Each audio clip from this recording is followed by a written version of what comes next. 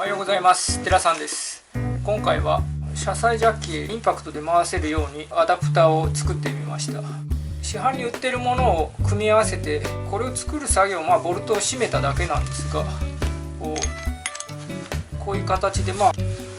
ャッキにつけれるようなものになっているんですが、それの紹介をしてみたいと思います。ネットとかで調べると、ここに溶接でナットつけたりいろいろあるんですが、溶接機持っていないのと、加工しないで何かアダプターみたいなのを作れると、道具がない人とか、参考にもなるでしょうし、いいかなと思ったので、ちょっと考えてみました。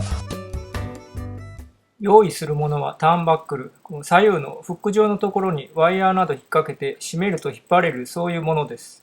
ボルトとナットとワッシャー、それからスプリングワッシャーです。ターンバックルのフック状のボルトを外します。2つあるんですが、普通の方向に回るボルトを外します。片方は逆ネジになっていますので、逆ネジじゃない方を外します。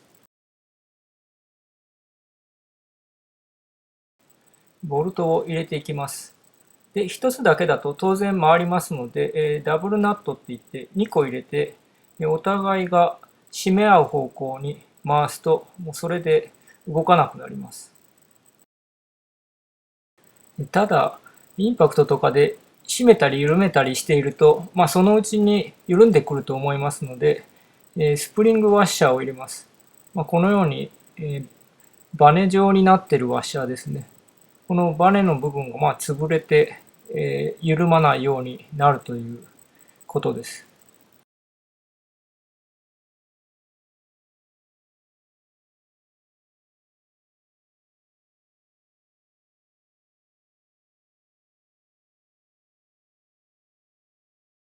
こういう場合に、いつもやるのですが、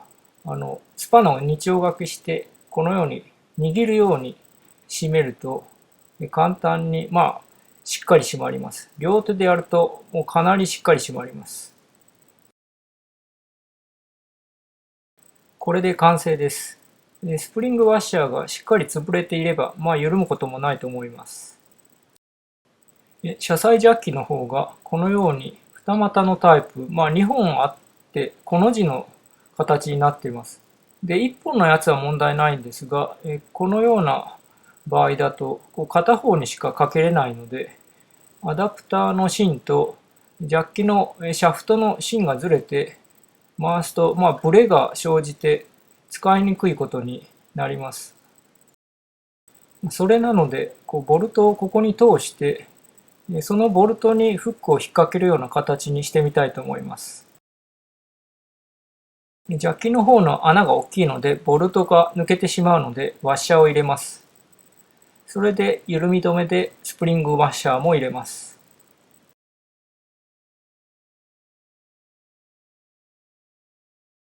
ジャッキの穴が大きすぎるので、ボルトの位置が動きます。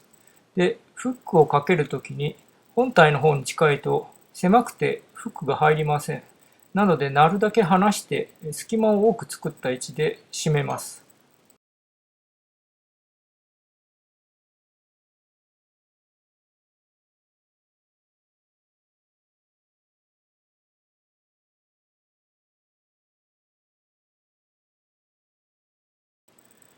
この字の部分なんですが、こういう形の場合、ボルトを締めていくと、この字が潰れてもまだボルトは締まっていくので、ほどほどでやめないと、注意が必要です。スプリングワッシャーが潰れていれば、効いているということなので、それでいいと思います。これで問題なくかけれるようになりました。